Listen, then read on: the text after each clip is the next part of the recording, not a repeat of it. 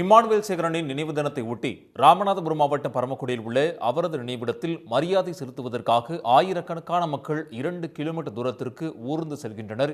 இது பற்றிய கூடுதல் விவரங்களை வழங்குவதற்காக செய்தியாளர் மணிகண்டன் இணைகிறார். அவரிடம் பேசலாம். மணிகண்டன், வரும்.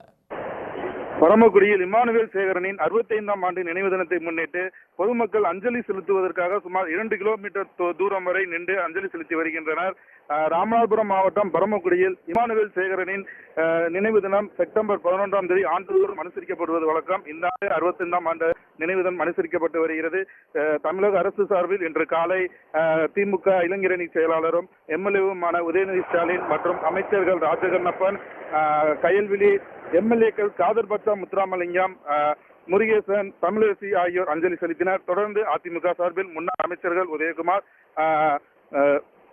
ராஜலட்சுமி உள்ளிட்டோர் மற்றும் பிற கட்சியை சார்ந்த அரசியல்வாதிகள் தொடர்ந்து அஞ்சலி செலுத்தினர். முன்னதாக இன்று காலை முதலாக இம்மானுவேல் சேகரின் குடும்பத்தைச் சேர்ந்தவர்களும் அவரது சொந்த ஊரான செல்லூர் கிராம மக்களும் அஞ்சலி செலுத்தினர். தற்போது வரை இம்மானுவேல் சேகரின் நினைவிடத்தில் அஞ்சலி செலுத்துவதற்காக மக்கள் நீண்ட தூரம் காத்துக் கொண்டிருக்கின்றனர். அதாவது அவருடைய நினைவிடத்தில் இருந்து பேருந்து நிலையம், 5 முனை ஓட்டப்பாலம் என சுமார் ஒரு 2 கிலோமீட்டர் தூரத்திற்கு பல்லாயிரக்கணக்கான மக்கள் அஞ்சலி செலுத்துவதற்காக காத்திருக்கின்றனர். அதிக அளவில் கூட்டம் இருப்பதால் போலீசார் அதாவது பகுதி பகுதியாக பொதுமக்களை பிரித்து அஞ்சலி செலுத்துவதற்காக பொதுமக்களை அனுப்பி வைக்கின்றனர்.